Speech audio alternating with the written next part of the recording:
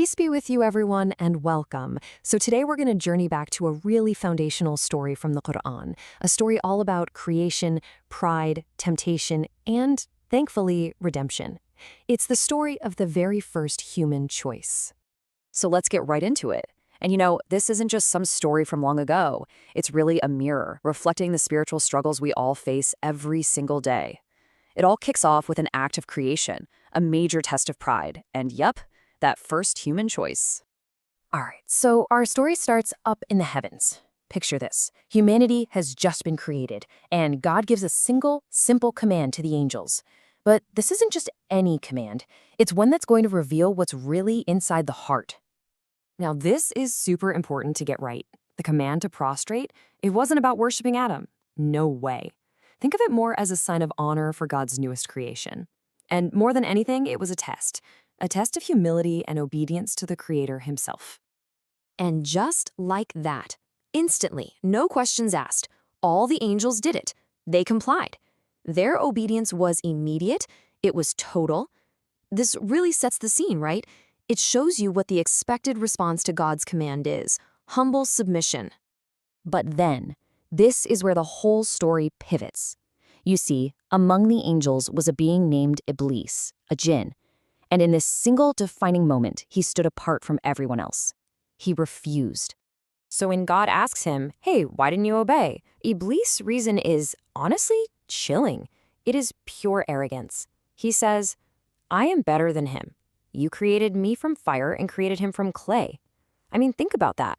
This is the very first time we see an argument for judging someone's worth based on where they come from instead of who they are. Well, as you can imagine, this rebellion has some serious consequences. Iblīs gets cast out. But does he repent? Does he say sorry? Nope. Instead, he doubles down. He makes a vow to become the sworn enemy of all humanity. And look at how strategic this is. Iblīs doesn't just promise random chaos. He says he's going to ambush us specifically on the straight path, the path of guidance itself.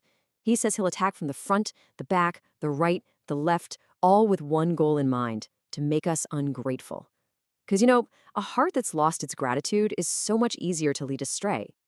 But, and this is a huge but, there's a massive point of hope right here in the story. Iblīs himself admits that his power has a limit. He literally says he can't mislead God's truly sincere servants. So sincerity, that becomes like a divine shield for us. It's a promise, really, that God's protection is always there for us if we're sincere. Okay, so now the camera kind of zooms in and the scene shifts. We're now with Adam and his wife. And this huge cosmic conflict between pride and humility, it's about to play out on a very human scale. So they're placed in paradise, a beautiful home, a place of total peace and abundance. They can enjoy everything, totally free to roam and have whatever they want, except for one thing. Within all that incredible freedom, there's just one single boundary. And the instruction couldn't be clearer. But do not approach this tree. Not just don't eat from it, but don't even go near it. That's the test. A simple test of trust and obedience right in the middle of all this amazing freedom. So you might be wondering, how does temptation even start? Well, it's not with a big, loud bang. It starts with something much quieter, much more subtle. The Quran has a specific word for it, waswasa. It means the whisper. And that is Satan's #1 tactic. Just planting these quiet little doubts in your mind, trying to make God's rules seem unfair or, totally random. And here's exactly what that whisper sounded like. See, Satan is clever. He doesn't say, God is wrong. No, he reframes the whole thing. He twists God's motive and whispers, your Lord only forbade you this tree so you wouldn't become angels or live forever. He's suggesting the boundary isn't for their protection, it's to hold them back. And, well, deceived by this whisper, they make a choice. And in that moment, everything changes. This next part of the story is so deeply human. It's a story of making a mistake and facing the immediate, humbling consequences. The second they taste the fruit, their innocence is gone, just like that. Their immediate feeling is shame, and they start scrambling to cover themselves with leaves from the garden. The Quran doesn't sugarcoat it, it just states it plainly. Adam disobeyed his Lord and erred. It's such a relatable moment, isn't it? That feeling of messing up and just wishing you could hide. But here's what's really crucial. The story isn't about the mistake itself. It's about what happens after the mistake. This is the real turning point because it shows us two completely different ways you can respond when you mess up. And this comparison right here, this is pretty much the core lesson of the whole story. On one hand, you have Iblīs. When he made a mistake, his response was all pride. He blamed God and he just dug in his heels. But on the other hand, you have Adam's response. What was it? The complete opposite, humility. He and his wife took responsibility and they immediately turned back to God, asking for mercy. And just listen to their prayer. It's such a perfect model for how to repent. There are no excuses, no blaming anyone else.